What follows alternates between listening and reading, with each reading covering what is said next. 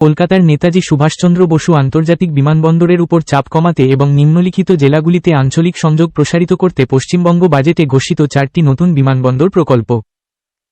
1. নদিয়া জেলা, কলকাতা মহানগর এলাকা, কলকাতা অঞ্চলের জন্য ক্রমবর্ধমান যানজট সামাল দিতে কল্যাণীতে একটি গ্রিনফিল্ড দ্বিতীয় বিমানবন্দর নির্মাণের পরিকল্পনা করা হয়েছে। 0.5.1, 0.5.3।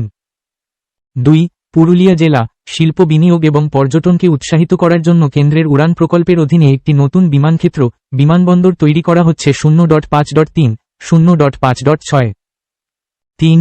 দক্ষিণ দিনাজপুর জেলা, উড়ান প্রকল্পের অধীনে বালুরঘাটে একটি নতুন বিমানবন্দর তৈরি হতে চলেছে। 0.5.3, 0.5.6। এবং 4.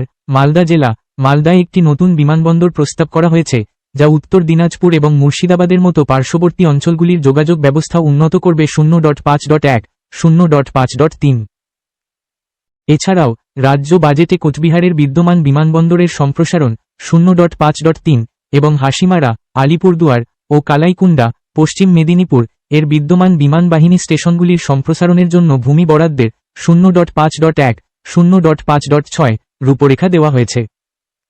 আপনি কি এই জেলাগুলির মধ্যে প্রস্তাবিত স্থানগুলি সম্পর্কে আরও জানতে চান, নাকি রাজ্য বাজেটে ঘোষিত পরিকাঠামো এবং মেট্রো প্রকল্পগুলির বিশদ বিবরণ জানতে চান?